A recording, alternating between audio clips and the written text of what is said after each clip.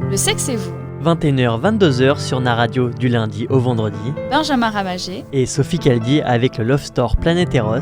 zone commerciale de Beaulieu à Pilboro. Bonsoir à tous, la dernière de la semaine, la dernière du Sexe et vous, c'est avec grande tristesse déjà que Sophie reçoit cette nouvelle. Oui, Sophie, c'est la dernière, le vendredi. Je suis désolé. triste, qu'est-ce que je suis triste. Mais je repars en formation ce week-end, comme le week-end dernier. Donc je suis encore Comment climatiser une défoncée, pièce, c'est ça, ta formation ce week-end? C'est quoi Comment climatiser une petite pièce? C'est ça, comment climatiser le studio et s'habiller un petit peu moins pour venir quand on fait l'émission. Parce que là... Mais on a vu que le naturisme était de retour à la mode en Charente-Maritime, donc on va peut-être être amené, tant que l'émission n'est pas filmée pour l'instant, c'est ça. on va peut-être le faire. On s'excuse d'ores et déjà auprès d'Ameline, notre doula, qui cette semaine a perdu 5 kilos. Tout à fait, 5 kilos d'eau. Bonsoir Ameline, ça va, tout s'est bien passé tout au long de la semaine? Oui, mais il y a une bonne ambiance chez vous. Oui, ça va. On s'amuse bien, même si en dehors de l'émission, on se déteste avec Sophie. Pendant C'est ça. l'émission, on fait des efforts. On fait semblant. L'actu sexe, Sophie, avec des expressions du sexe qui fleurissent. On va apprendre plein de nouvelles expressions. Sophie va être à la page, puisqu'elle a appris déjà cette semaine plusieurs mots. Le clocking, J'ai déjà oublié. spoiler une série, ça veut dire quoi, c'est- spoiler? Ça veut dire, je sais plus. Bon, voilà. Mais je suis un petit peu... Le problème de Sophie, c'est que c'était c'est un hier, poisson avant-hier, avant-avant-hier. J'ai d'autres infos qui rentrent dans ma rouge. Je tête. Tu crois t'appellerai que Nemo désormais. C'est Dory. Poisson rouge. Dory.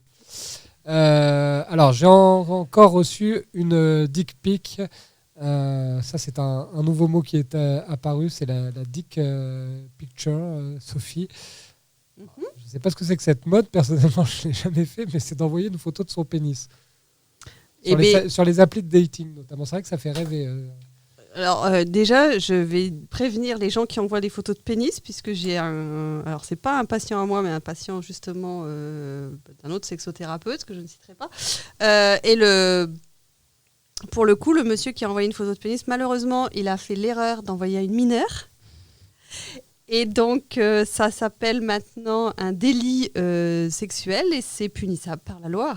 Donc, messieurs, voilà, si vous vous amusez avec quelqu'un que vous connaissez pas et qu'elle n'est pas majeure, voilà, ça sera puni par la loi. Et donc, procès possible.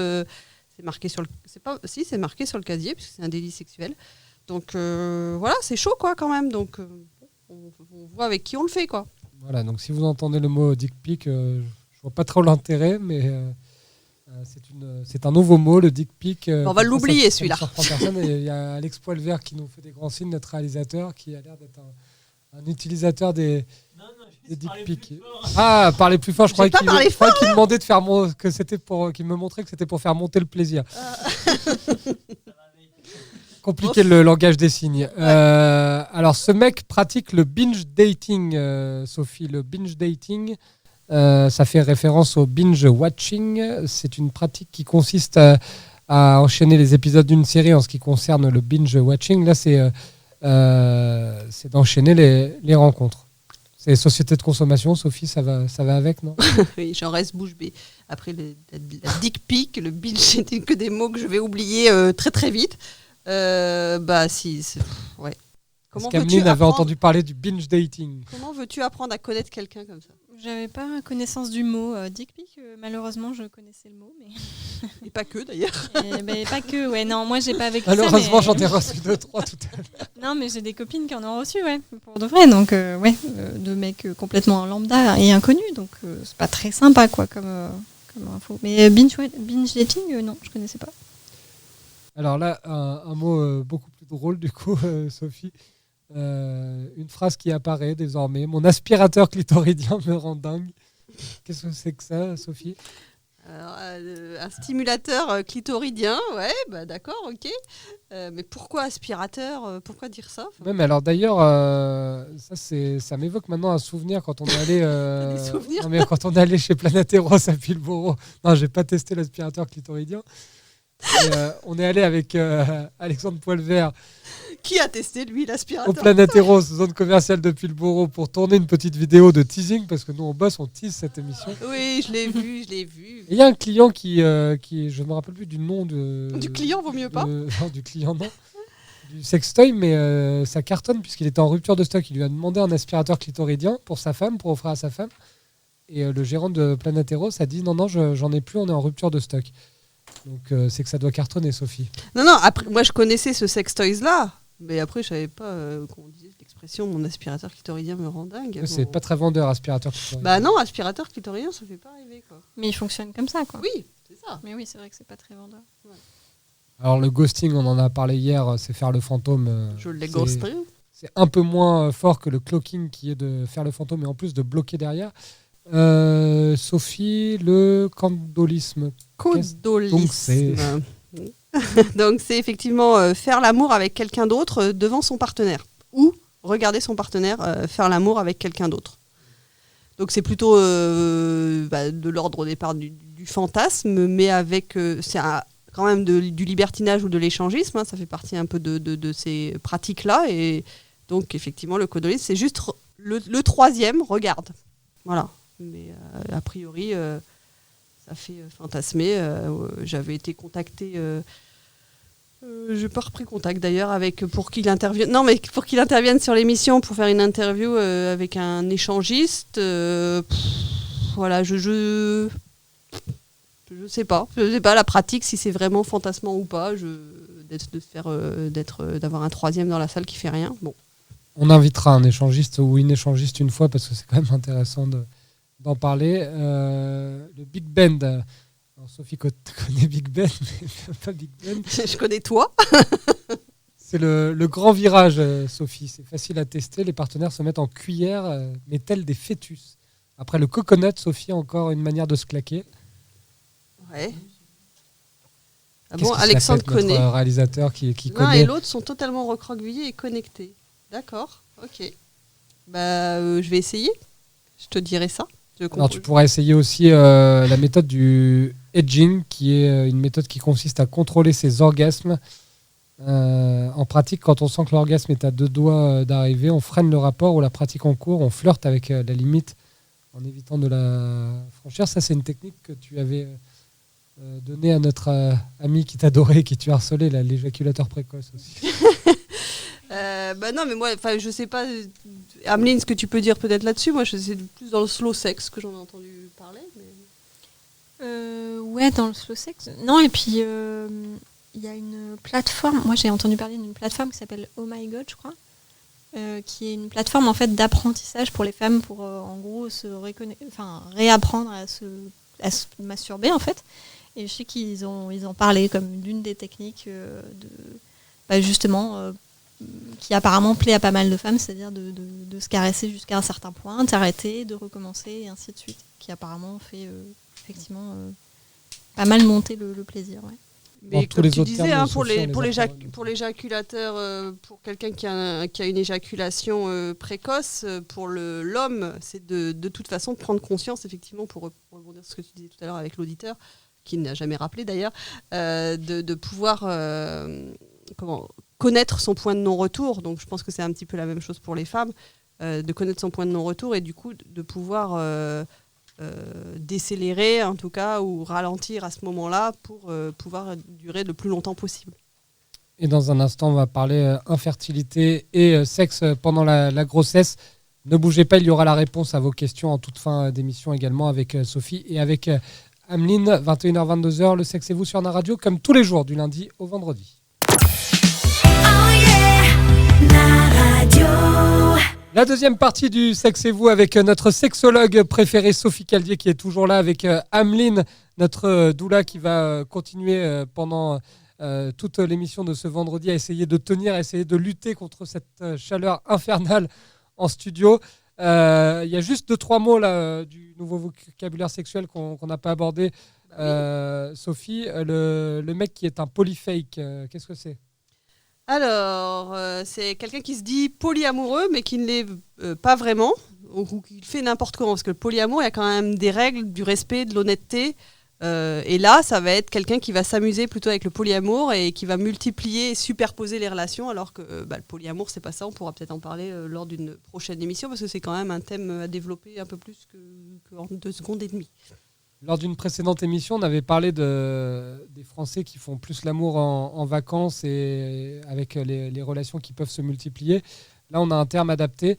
Le freckling, Sophie, c'est un amour de vacances, mais qui revient avec le temps. Donc, il y a quand même un certain attachement. Ce n'est pas le one-shot pour les vacances. Il s'agit donc de fréquenter la même personne tous les étés. D'accord. C'est pratique, ça. C'est le... Moi, je pratique ça. Non, j'ai dit c'est pratique. Je ne vois la personne que l'été, en fait. Je suis tranquille 11 un peu ça, à la 11 radio, mois hein. par an. Parce que je suis tellement occupée à la radio que je ne peux pas. Mais par contre, tout l'été, je retrouve la même personne. Non, oui, effectivement, c'est plus... Si tu fais... Alors, par contre, il faut que tu aies un lieu de vacances, que ça soit toujours le même. Donc, bon, après... Alors que le on prévoit les plan vacances cul, entre ensemble. guillemets, s'adapte. Ouais, bon, Oui, cette année, on va en Ardèche. c'est ça. Super. Est-ce que tu connaissais, Ameline, le freckling? Non, je ne connaissais pas. Est-ce que tu es adepte de l'amour de vacances? Pas vraiment, non, mais bon, en fait, ça me fait penser au polyamour, quoi. C'est une manière de faire du polyamour, mais uniquement en vacances, quoi. Je trouve ça, ouais. Enfin, c'est rigolo d'avoir mis aussi un mot là-dessus, effectivement. Mais c'est plus tendance, peut-être. Le pigasme ou pégasme, je ne sais pas comment on dit, Sophie, pratique sexuelle qui consiste à se retenir d'uriner pour avoir des orgasmes plus intenses. Qu'est-ce que c'est que cette technique? J'ai jamais pratiqué, donc et puis je connaissais pas le terme. Après, ça peut être effectivement peut-être comme la vessie est pleine et que la vessie est pour la femme, en tout cas pour l'homme, je sais pas si c'est pour la femme ou pour l'homme, là c'est pas précisé. Mais le point G est pas très loin de la vessie, donc du coup effectivement ça peut peut-être créer une tension qui fait que l'excitation est plus intense, mais même pas sûr. Achiosexuel, après sapiosexuel, on a le fait de ressentir du désir sexuel pour une personne si seulement cette dernière n'est pas intéressée. Donc ça, c'est encore très bien comme méthode. C'est quoi toutes ces catégories-là? Mais ça, c'est problématique. Quand on est achiosexuel, ça veut dire qu'on fait jamais l'amour, quoi, Sophie. Ah, si, ça veut dire que tu forces pas, mais tu fais tout pour que la personne qui n'est pas intéressée par toi le devienne. C'est ça que ça veut dire achiosexuel. L'achiosexuel a du temps, j'espère.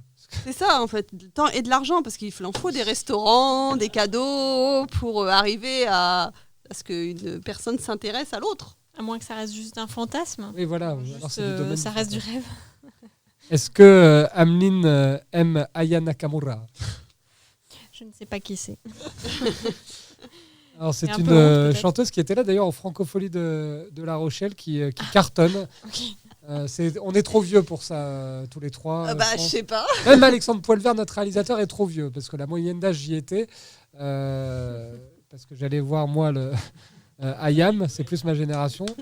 Et elle était là avant. J'ai bien vu que les papas laissaient leurs filles pour aller voir Aya Nakamura avant eux d'aller voir Ayam. Elle a créé son propre dictionnaire et en Kachana, pour information. Sophie, ça veut dire en levrette. Voilà. Donc la prochaine fois que je veux boire une bière, je dis que je veux une Kachana. Peut-être, ça peut marcher. Fais attention à qui est derrière toi au niveau du bar. Je ferai attention. On voulait aussi évoquer avec Ameline le fait qu'il y a des stages, c'est ça Ameline, pardon. Je vais m'étouffer, Sophie. Tu peux poser des questions, c'est un problème. Oui, alors il y a bientôt pour toi dans ton actu. Enfin, qu'est-ce qu'il y a dans ton actu prochainement? Voilà, ça va être plus simple, ça va être plus large comme ça.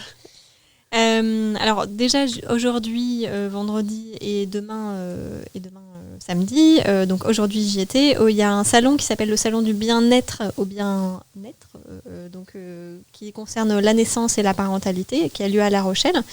Donc aujourd'hui c'est trop tard pour venir, mais demain par contre c'est encore ouvert, c'est de 10h à 19h et ça se passe en fait à l'espace culturel de Leclerc-Lagore.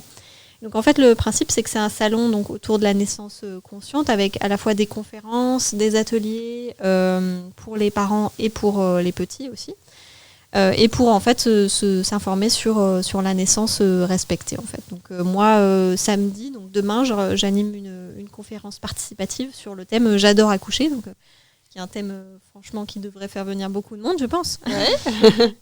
J'espère en tout cas. Tu peux nous faire un teaser, une petite nous dire qu'est-ce que tu vas un peu raconter En fait, donc le principe d'une conférence participative, c'est que ça se construit avec les gens présents. Donc ensemble, on va essayer de construire et de répondre à la question, est-ce que l'accouchement est toujours douloureux ? Est-ce que c'est toujours de la souffrance ? Est-ce qu'on peut vivre un accouchement serein et bien, en fait ? Donc on va essayer de répondre à ces questions et puis en fait ce qu'on va voir, c'est la physiologie de la grossesse. En fait, comment concrètement on fait pour se mettre bien, se sentir bien et créer sa petite bulle le jour de l'accouchement. Et à quelle heure la conférence ? C'est à 14h.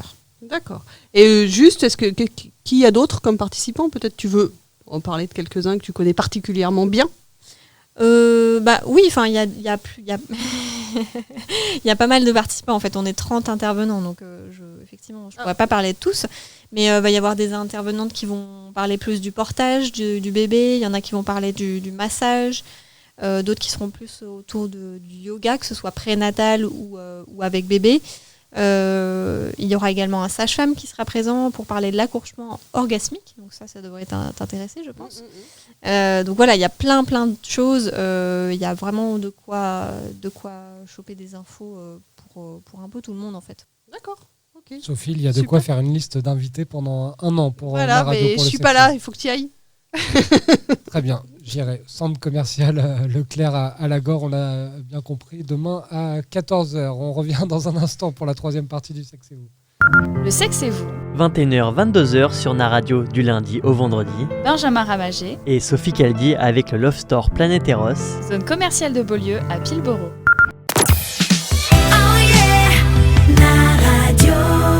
La troisième partie du Sexe et vous, nous sommes ensemble encore jusqu'à 22h pour la dernière de la semaine et on va parler avec Sophie Caldier, sexologue rochelaise, et avec Ameline qui est doula du sexe pendant la grossesse, puisqu'effectivement ça pose souvent problème. Sophie, est-ce que tu as des patients qui viennent te voir parce qu'ils rencontrent des soucis pendant la grossesse de madame ? Alors c'est très rare que le couple vienne consulter pendant la grossesse, mais j'en ai déjà eu sur Paris. J'ai déjà eu un couple où madame était enceinte effectivement et allait accoucher puisqu'il y avait un problème de libido, mais je pense que je vais laisser la parole à Ameline sur ce thème. Oui. En fait, effectivement, ça fait partie de ma formation, donc des choses qu'on aborde, parce que pendant la grossesse, effectivement, on est à même de parler de ça avec le couple, en fait, de savoir comment ça se passe concrètement sexuellement. Là, on a présumé que c'était plus les femmes, mais en fait, les problèmes de libido pendant la grossesse, ça peut être vraiment des deux côtés, parce que concrètement, pour un homme, faire l'amour avec une femme qui est enceinte de 7 ou 8 mois, qui a un bidou énorme, ça peut parfois être aussi compliqué, parce que on a l'impression qu'on va toucher le bébé, que ça va désacraliser. Enfin, le corps de la femme est tellement sacralisé que ça peut être compliqué. Donc, ça peut être ça peut être pour la femme que c'est difficile, soit parce que hormonalement, elle a une chute qui fait qu'elle n'a plus du tout envie. Ça peut être aussi difficile à cause de symptômes physiques. Par exemple, si une femme qui a beaucoup la nausée, effectivement, ça va être difficile d'avoir envie. On va avoir envie plutôt de se recentrer sur soi et de profiter des quelques instants où ce n'est pas le cas. Mais à l'inverse, ça peut être aussi des excès de libido, enfin en tout cas une croissance de libido, que ce soit plutôt chez la femme du coup, qui peuvent aussi poser parfois problème, parce que s'il y a beaucoup envie et que de l'autre côté c'est moins le cas, ça peut être perçu, ça peut être difficile en tout cas à gérer, quoi. Comment on adapte, Sophie, sa sexualité quand on est un couple et que madame est enceinte ? Déjà, peut-être en changeant les positions, parce que tu peux pas tout faire justement avec ce ventre. Et certainement d'autres, les nausées, etc. Tu peux changer peut-être les horaires, tu peux changer les positions et t'adapter. Voilà, je pense principalement ça va être ça. Ameline ?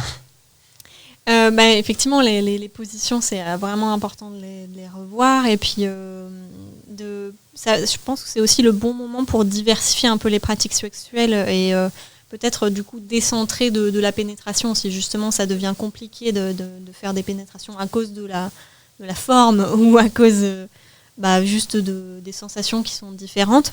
Ça peut être intéressant de tester d'autres modes, soit du sexe non pénétratif ou alors une sensualité plus axée sur les caresses, les massages, peut-être des rapports plutôt oraux que vraiment génitaux.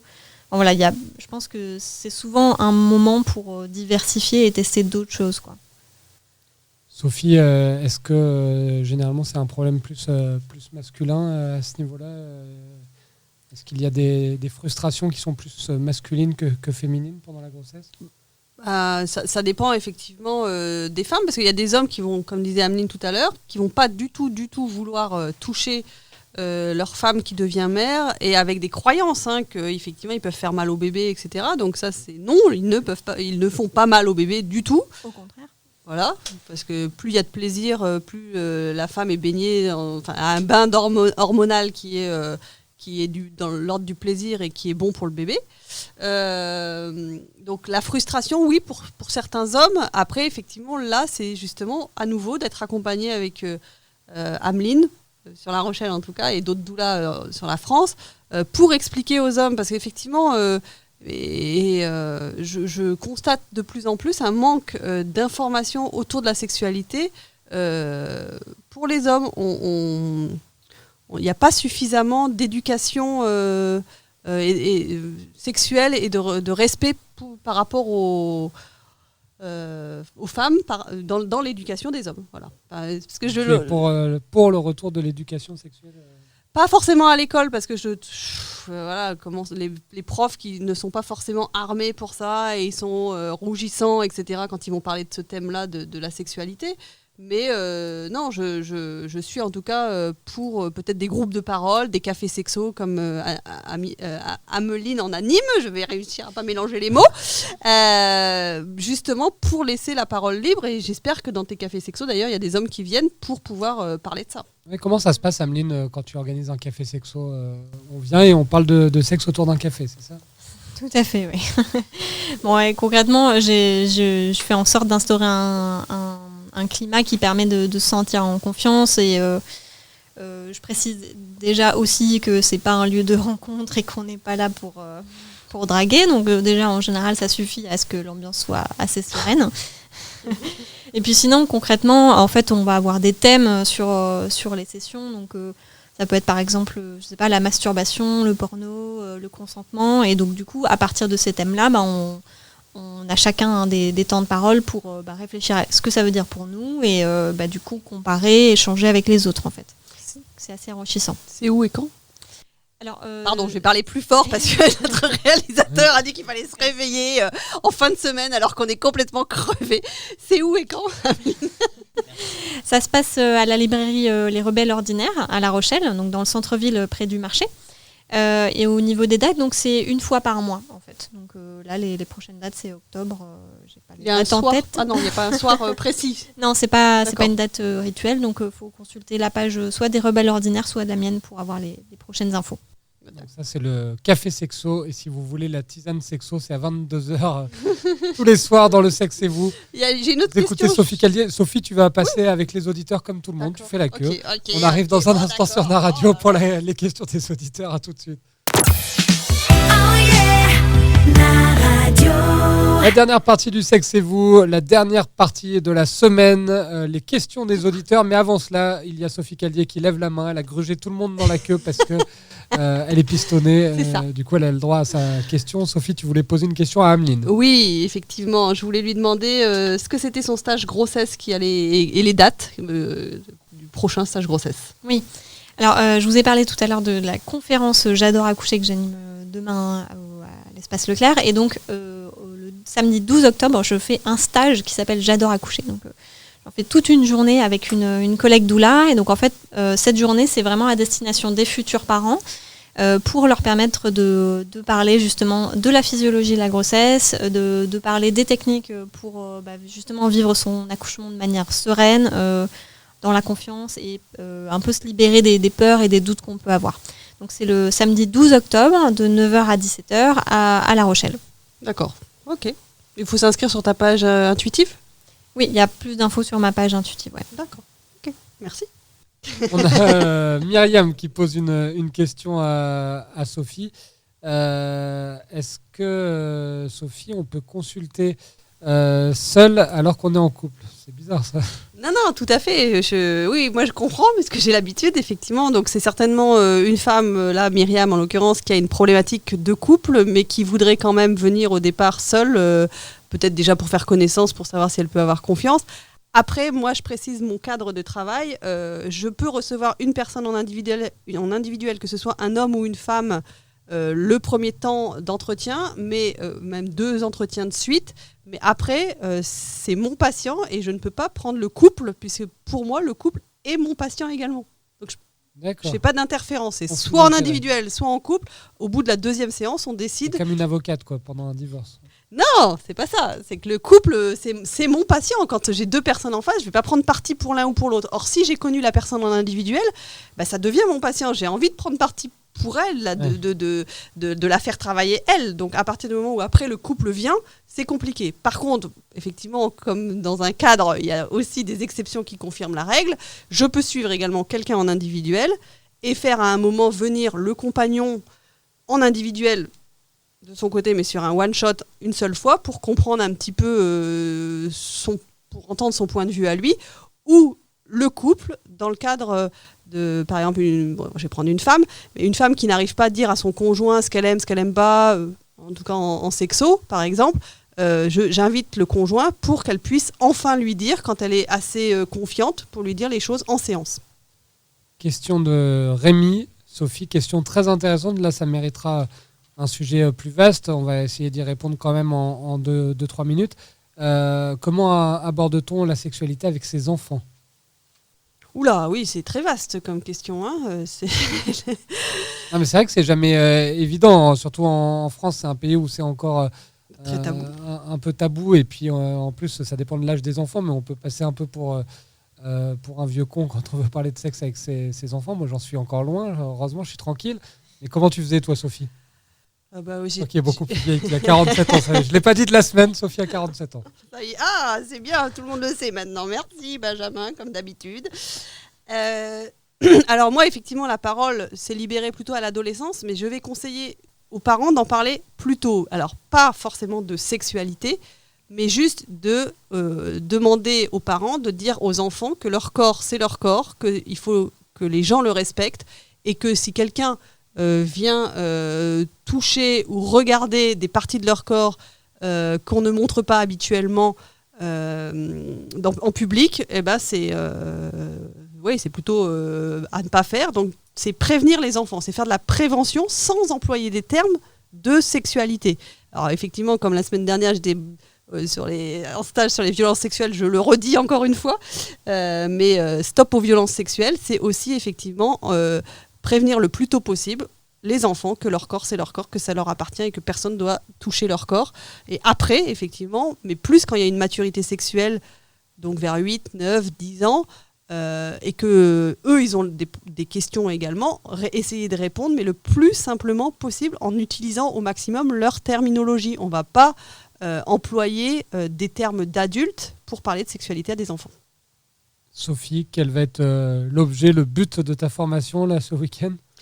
Là, c'est perso. Je vais faire des constellations familiales à titre personnel, puisque effectivement, en tant que psychologue thérapeute, j'essaye au maximum de suivre donc des supervisions, mais aussi je continue mon travail thérapeutique pour pas faire n'importe quoi avec les patients. Et donc, les constellations familiales permettent, je passerai un peu plus de temps à en parler, mais permettent d'aller revisiter son passé et de pouvoir aborder justement en psychocorporel, dans l'émotionnel, ce qui s'est passé, s'il y a eu des scènes traumatiques ou pas d'ailleurs, mais pas que sur ma génération, hein, même avec mes parents, mais ça peut être aussi dans le transgénérationnel.